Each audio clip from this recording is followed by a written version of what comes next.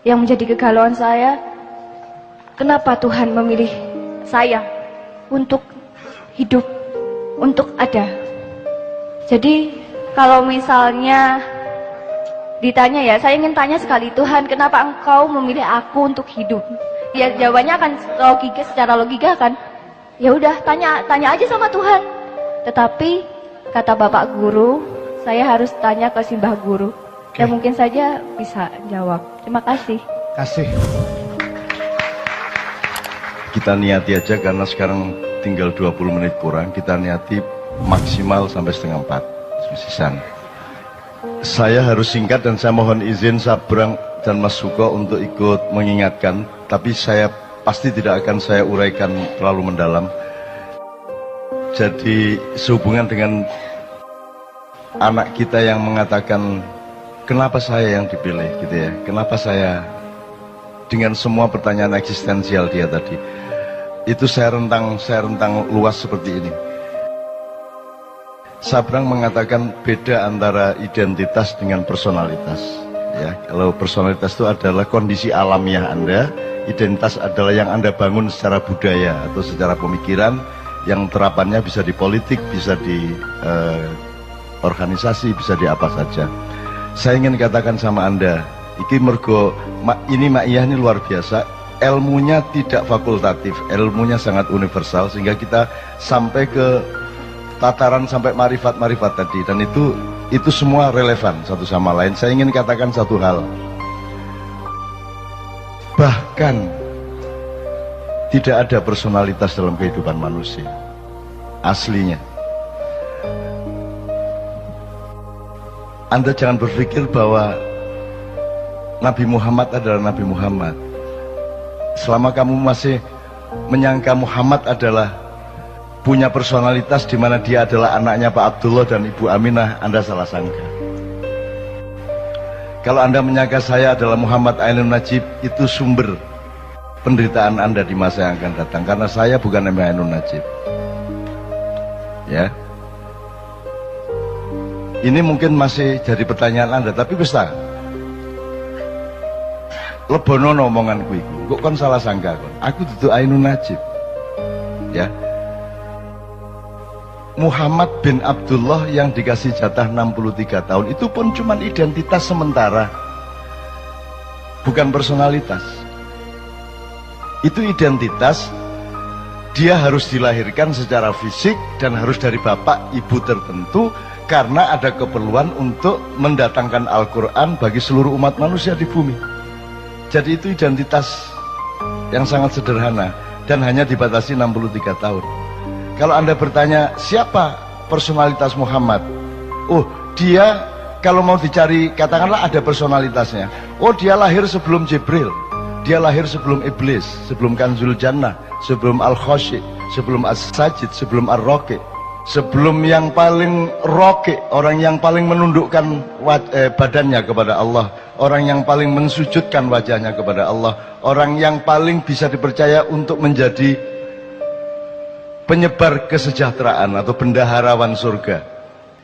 Dia adalah juniornya Muhammad. Jadi Muhammad itu bukan yang Anda kenal di Arab itu. Yang Anda kenal di Arab itu adalah resonansi dari personalitas Muhammad. Lagi nek anjane kate runu tak dudui kok.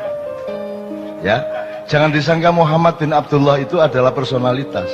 Itu cuma tugas sementara dan hanya sebentar sekali, yaitu 63 tahun. Jangan disangka bahwa dia sebuah diri. Dia hanya sebuah peran. Ya, Mas. Kalau dicari, oke, kalau masih ada personalitasnya, ya Nur Muhammad, cahaya Muhammad, Big Bang kata orang modern. Di mana Allah menciptakan cipratan cahaya yang kemudian menjadi kumparan-kumparan, terus kemudian membelah-belah menjadi planet-planet dan galaksi-galaksi, satelit-satelit dan matahari-matahari. Jadi Muhammad itu lahir sebelum alam semesta. Muhammad itu lahir sebelum Iblis, apalagi Jibril. Maka Jibril itu adalah juniornya Muhammad. Maka kapan saja Muhammad memanggil Jibril, Jibril akan datang. Bahkan Iblis yang disuruh berperan untuk menjadi musuhnya manusia dan musuhnya Muhammad itu bisa dipanggil, didawui, ditimbali oleh Muhammad kapan saja, dan apapun yang ditanyakan oleh Muhammad dijawab oleh iblis dengan sejujur-jujurnya. Kalau dia benar-benar musuh, dia tidak akan menjawab sejujur-jujurnya, dia hanya berperan. Jadi iblis itu cuma identitas, bukan personalitas. Anda jangan salah sangka. Nah, kalau dikejar lagi, sebenarnya tidak ada Nur Muhammad. Itu bukan personalitas, tidak ada diri yang sejati kecuali Allah itu sendiri subhanahu wa ta'ala. Yang lain bukan diri, yang lain hanya cipratan dari diri sejati. Cetok ya. Jadi kon iku aja tak gopoh karo awakmu dhewe. Kok aku anggitmu kon iku ono ta? Kon iku gak ono. Iku mek kun wis kon mari ono gak ono masalah. Jadi awakmu gak usah perhatian sama dirimu. Dirimu itu tidak penting. Dan saya hidup itu bekalnya adalah yakin bahwa aku tidak penting. Yakin bahwa bukan aku ini yang akan jadi pusat perhatianku. Di dalam diriku tidak ada aku. Di dalam diriku tidak ada Ainun Najib. Karena sudah penuh cinta. Dan cintaku tidak boleh aku tujukan kepada diriku sendiri yang sementara bernama Ainun Najib. Di dalam diriku tidak ada diriku. Gitu loh. Lagi nak diterusno kon tambah pecah ndasmu,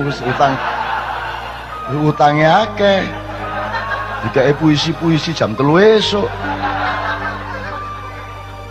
Wes, nek disederhanakan gini. Di dalam diri Karwo ada apa? Seharusnya di dalam diri Karwo itu penuh urusan Jawa Timur, betul enggak? Selain itu tidak ada di dalam diri Karwo. Tapi Anda lihat semua pejabat, hampir semua pejabat, semua presiden di dalam dirinya penuh dengan dirinya. Betul enggak? Sehingga dididik bela diri karena perhatian utama dia adalah kepada dirinya yang dia sangka ada. Kalau Anda ingin menjadi orang besar, kalau Anda ingin meraih kebesaran, Anda tidak bisa memanggul kebesaran dan tidak bisa menjadi kebesaran itu selain Anda bergabung dengan kebesaran sejati, yaitu Allah Al-Akbar. Kalau Anda bergabung dengan kebesaran Allah, maka engkau menjadi bagian dari kebesaran itu. Anda tidak bisa diganggu gugat oleh siapapun saja. Gitu ya. Jadi aku nang anakku sing arek ndi kemarin Malang tadi. Sing Nadia, bener. Nadia apa yang sebelumnya? Ya Nadia. Nadia, kamu ndak usah pikirin dirimu sendiri dan ndak usah kok aku lah anggitmu aku iku sapa? Kon iku sapa anggitmu? Gak usah kok perhatian no awakmu iku. Tapi nek ancane kon ngeyel tiap hari kamu bertanya begitu, kon tak kandhani.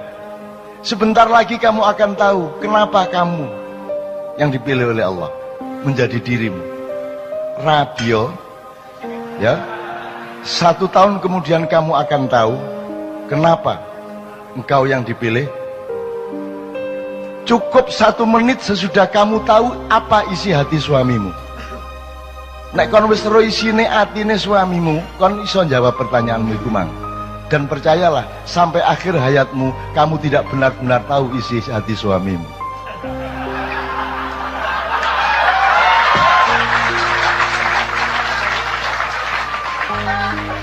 Wis ta aja adik percaya karo sapa-sapa kejaba karo Gusti Allah. Bojomu nuroni kon bayangno Luna Maya iku.